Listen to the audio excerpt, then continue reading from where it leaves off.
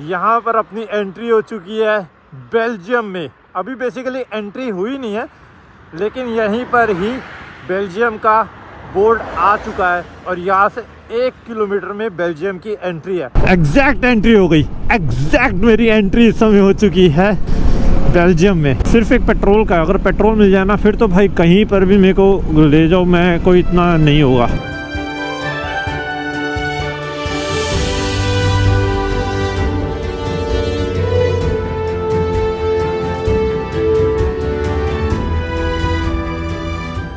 हमने बचपन से बॉलीवुड मूवीज़ देखी है जिसमें पेरिस, फ्रांस इतना खूबसूरत दिखाया जाता है और हमेशा से ना मुझे ये था कि मैं कभी ना कभी तो फ्रांस जाऊंगा, कभी ना कभी पेरिस तो जाऊंगा।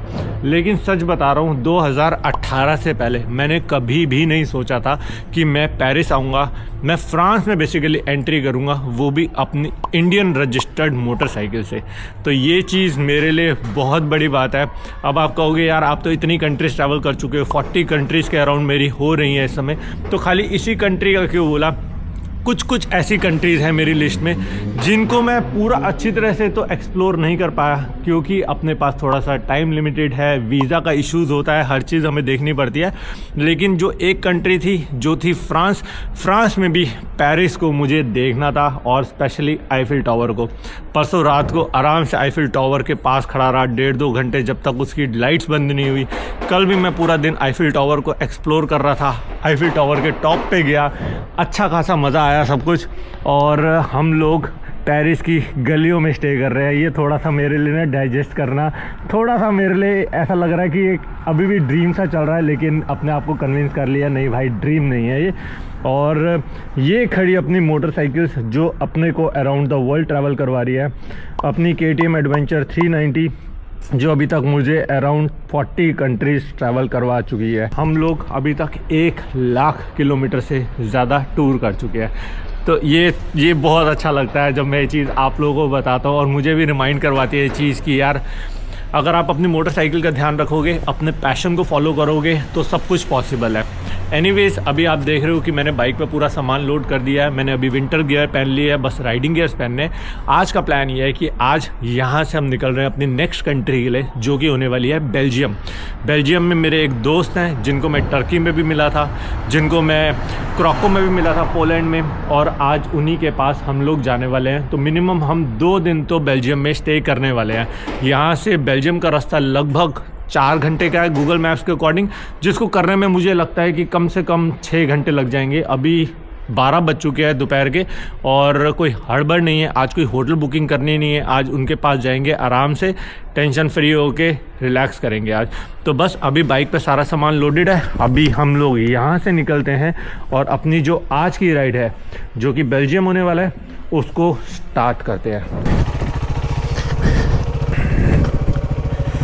चलो आज की राइड स्टार्ट करते हैं भगवान का नाम लेकर। जय माता दी, माता रानी सही सलामत आज भी हमारी डेस्टिनेशन पे हमें पहुंचाना। तो ये है पेरिस की गलियाँ।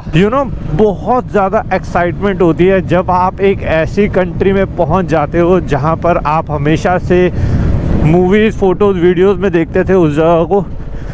तो सही लग रहा है बहुत। तो अपने बॉबी भाई का मैसेज आ गया जिनके पास आज अपन लोग जा रहे हैं। सो बेल्जियम में जो मेन सिटी है वो है ब्रसल्स, और ये ब्रसल्स से लगभग 45 से 50 मिनट्स दूर रहते हैं। पहले हमारा ये प्लान था कि ब्रसल्स ही चले जाएंगे क्योंकि एक मेन सिटी देख लेंगे, लेकिन आई डोंट नो, आज तो ब्रसल्स टच करके निकल जाएंगे या जो भी होगा देखेंगे। तो इस सेटअप का ये फ़ायदा है कि मुझे मैसेजेस भी पता लगते हैं किसके आ रहे हैं, कॉल भी आ रहा है। तो कुछ भी इमरजेंसी वाली सिचुएशन होती है तो मैं फटाफट से बाइक रोक सकता हूँ और मैसेज पढ़ सकता हूँ। फ़ोन होता तो फिर फ़ोन में नहीं पता लगता। काफ़ी लोग बोलते हैं ना ग्लव्स के साथ काम करता नहीं करता ये डिवाइस। हाँ जी बिल्कुल करता है, और ये चिगी का सेटअप है, CHIGEE।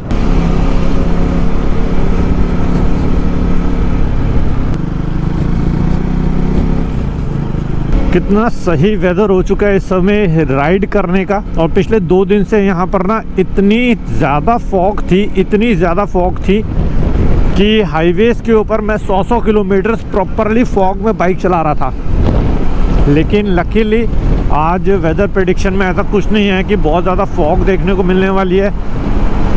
पर हर चीज़ का मैंने इस राइड पे एक्सपीरियंस करा। हर चीज़ का, एक्सट्रीम धूप भी मैंने झेली, बर्फ़ भी झेली, फॉग में भी चलाई, बिल्कुल क्लाउडी रेनी वेदर में भी चलाई, -डिग्रीज में भी चलाई। तो चारों सीज़न में मैंने बाइक यहाँ पर चलाई है। ऑटम में चला रहा हूँ, विंटर्स यहाँ पर हैं, रेन्स में भी मैंने चलाया, मानसून में, और इटली की गर्मी में भी मैंने बाइक चलाई है।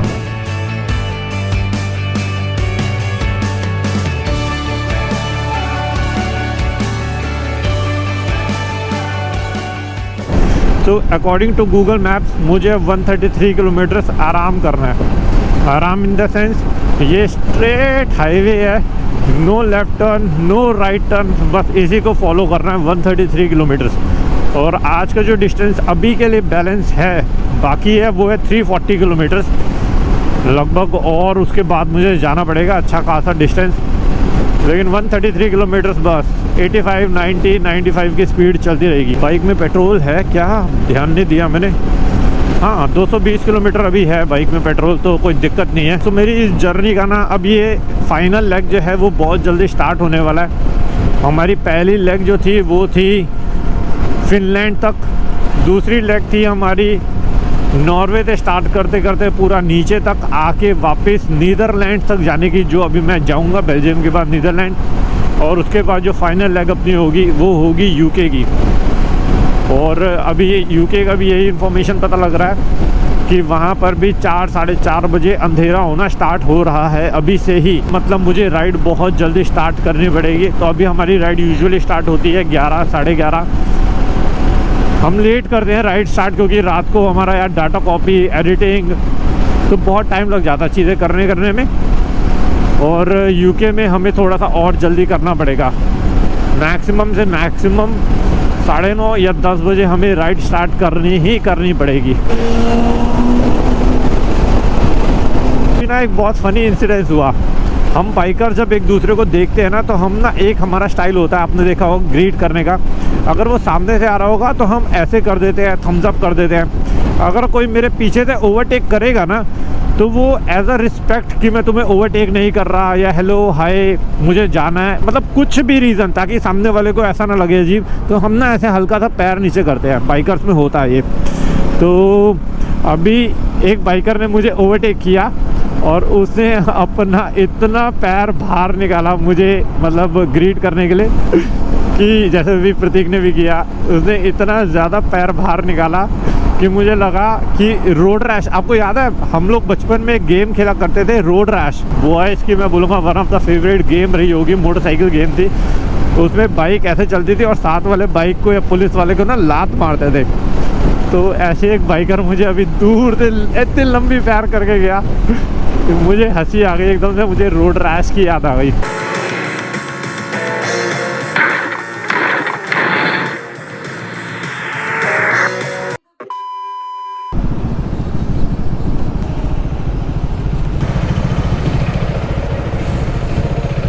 ये स्लिप संभालनी बहुत ज़रूरी है, अदरवाइज़ मेरे पैसे आगे वाले टोल पे जब मैं एग्ज़िट करूँगा तो बहुत ज़्यादा कट जाएंगे। अगर अभी 5 यूरो का टोल है तो फिर लग जाएगा मेरा 10 से 12 यूरो का, अगर ये मेरे पास स्लिप नहीं होगी तो ये स्लिप हमेशा लेके संभाल के रखनी ज़रूरी है।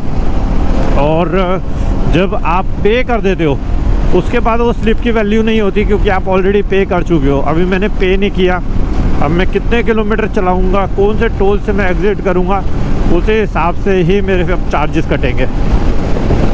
अभी तक का मैंने सबसे महंगा टोल जो दिया है वो दिया है 17 यूरो का, और मैंने शायद लास्ट टू लास्ट ब्लॉग में दिखाया होगा आपको। अभी उससे पहले जो मैंने दिया था वो मैंने दिया था 11, साढ़े 11 यूरो का, जिस दिन मैंने ऑस्ट्रिया में एंट्री ली थी। और उससे कम तो मैंने बहुत दिए हैं, 5 यूरो, 6 यूरो, 7 यूरो, लेकिन 11 भी ठीक लग रहा था उस समय, लेकिन 17 यूरो तो बहुत ज़्यादा था भाई। तो अभी बाइक में पेट्रोल रह गया है खाली 120 किलोमीटर का, और अभी जाना है 220 किलोमीटर। तो पेट्रोल पंप ये रहा, थोड़ा अजीब सा लग रहा है, पेट्रोल पंप नहीं आगे है, ये है गैस स्टेशन। पेट्रोल भरवा लेते हैं बाइक में सबसे पहले, और उसे के बाद आगे प्रस्थान करेंगे। तो यहाँ पर जो पेट्रोल है वो है 1.86 यूरोस। एक्चुअली फ्रांस में पेट्रोल महंगा है। अभी जितनी कंट्रीज़ में भी ट्रैवल किया है उसके कंपैरेटिव फ्रांस में मुझे लगता है हमेशा ज़्यादा ही मिल रहा है पेट्रोल। नहीं तो 1.69 1.70 का ही मिल जाता है बहुत इजीली, पर यहाँ पर महंगा है। बेंजीन सुप्रीम सुपर 95 ये रहा ना, सुपर 95 ये है अपनी बाइक में, ये डलेगा।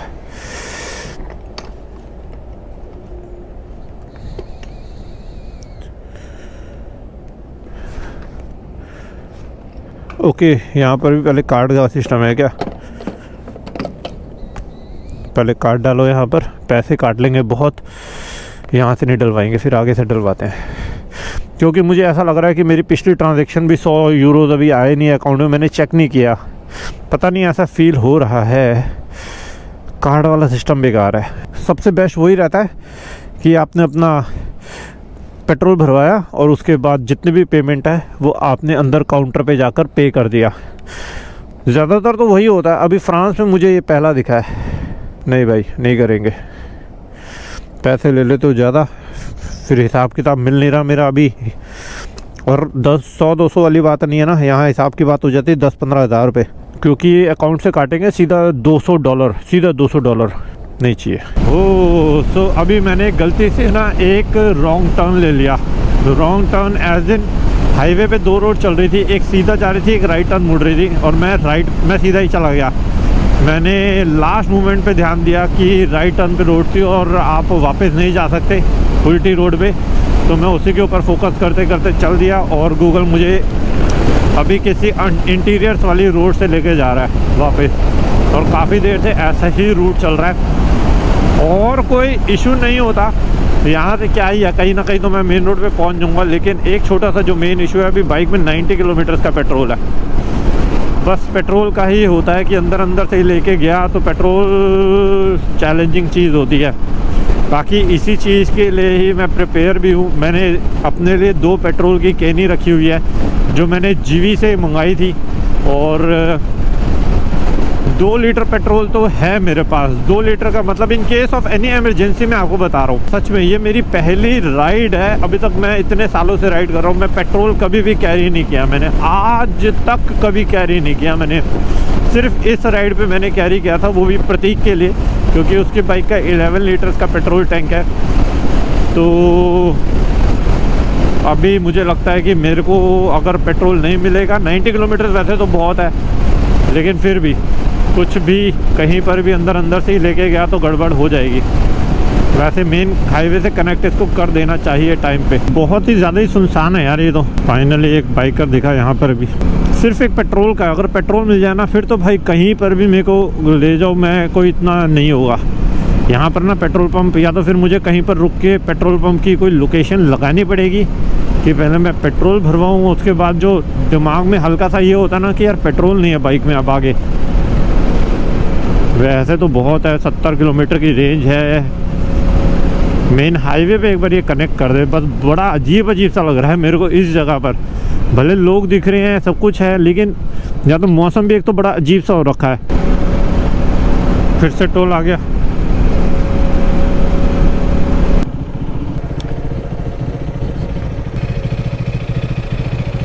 एक्चुअली टोल इसलिए आ गया कि मैं उस वाले टोल में एग्ज़िट कर गया था, तो इसलिए टोल आ गया दोबारा, नहीं तो इतनी जल्दी टोल तो नहीं आता। यस, इसने मुझे मेन हाईवे से कनेक्ट कर दिया। बाइक में अभी पेट्रोल रेंज दिखा रहा है 40 किलोमीटर से रह गया, और यहाँ पर तो 40-40, 50-50 किलोमीटर तक तो कुछ दिखता भी नहीं। ये रहा पेट्रोल पंप का साइन बना हुआ है यहाँ पर, तो पेट्रोल के लिए इधर से जाएंगे। तो फाइनली पेट्रोल पंप मिल गया। 95 कार्ड डालना है। यहाँ कार्ड वाला ही सीन है यार, बिना कार्ड वाला है ही नहीं है। कार्ड से बचने के लिए तो मैंने किया था card insert, card inserted, please wait. 95 ये रहा, please wait, remove your card. इन्होंने कार्ड एक्सेप्ट कर लिया, मेरे पैसे इन्होंने काट लिए बहुत ज़्यादा। अब मैं दिखाता हूँ कितने कटे होंगे पैसे। मैसेज आ गया मेरे को, मेरे कानों में बीप हो गई पैसे कटने की। प्लीज़ ग्रैब नोजल 95 E10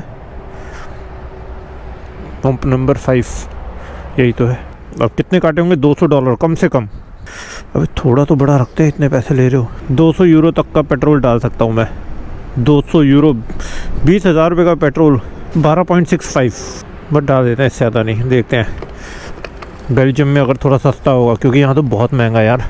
यहाँ देखो लिखा हुआ है योर कार्ड नंबर USD $218 काट लिए इन्होंने मेरे अकाउंट से। तो यहाँ पर बहुत स्पीड से ट्रक चल रहे हो, मेरी बाइक जो है एकदम लहरा रही है, इसलिए बहुत ध्यान से अभी ऐसे खड़ा किया है और 2 मिनट के लिए खड़ा किया है, क्योंकि यहाँ पर ऐसे मैं खड़ा नहीं हो सकता। यहाँ पर अपनी एंट्री हो चुकी है बेल्जियम में। अभी बेसिकली एंट्री हुई नहीं है, लेकिन यहीं पर ही बेल्जियम का बोर्ड आ चुका है और यहाँ से 1 किलोमीटर में बेल्जियम की एंट्री है। तो चलो चलते हैं और बेल्जियम में एंट्री लेते हैं अपनी।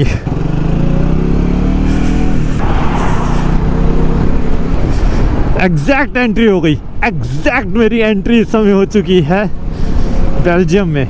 सो बेल्जियम के बारे में भी अगर आपको बताऊं तो बेल्जियम भी one of the smallest countries में से आता है, मतलब बहुत बड़ी कंट्री नहीं है। और ये चारों तरफ से ना बड़ी कंट्री से घिरी हुई है। एक तरफ आपके नीदरलैंड्स है, एक तरफ इसके जर्मनी है, लग्जमबर्ग है, फ्रांस है, और इन कंट्रीज़ के कंपैरेटिव ये कंट्री छोटी है। और सुना है मैंने कि ये कंट्री बहुत खूबसूरत है। जो इसकी कैपिटल है ना ब्रसल्स, वो बहुत ज़्यादा खूबसूरत है। तो पहले जब हमारी आइटनरी के ऊपर वर्क कर रहे थे ना, तो सोचा था कि ब्रसल्स में 2 से 3 दिन रुकेंगे और अच्छी तरह से रेस्ट करेंगे, अपनी मोटरसाइकिल की सर्विस करवाएंगे और सब कुछ वहीं पर ही अपना काम करवा लेंगे। लेकिन प्लान वैसा इस राइड पे ऐसा कुछ भी नहीं हुआ। हमें अपनी टाइमिंग, हमारे प्लान, हमारी आइटनरी सब कुछ चेंज करनी पड़ी राइड के बीच में ही। और इसीलिए जो हमारा ब्रसल्स का भी प्लान है ना 2-3 दिन का, तो ब्रसल्स को हमने अभी एज ऑफ नाउ स्किप करके ब्रसल्स के आगे एक जगह पड़ती है, टी से नाम है। मेरे फ्रेंड एक्चुअली वहीं पर ही रहते हैं, तो लगभग 40 मिनट्स का रास्ता है वहाँ से। तो आज तो अपन लोग वहीं पर ही जाने वाले हैं और कल तो 101% यहीं पर ही रुकेंगे बेल्जियम में। और उसके बाद कल देखूंगा कि अच्छी तरह से ब्रसल्स को देख सकूं। बेल्जियम तो देखना था यार, एक छोटी सी कंट्री है लेकिन बहुत खूबसूरत कंट्री है।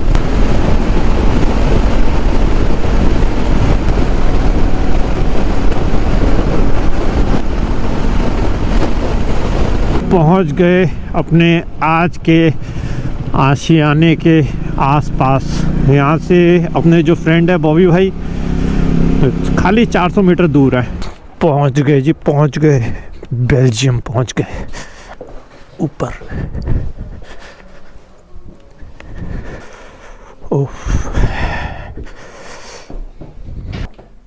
अंदर तो बहुत कोजी लग रहा है।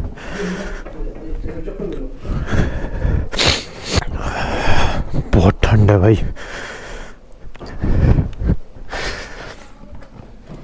शाबाश।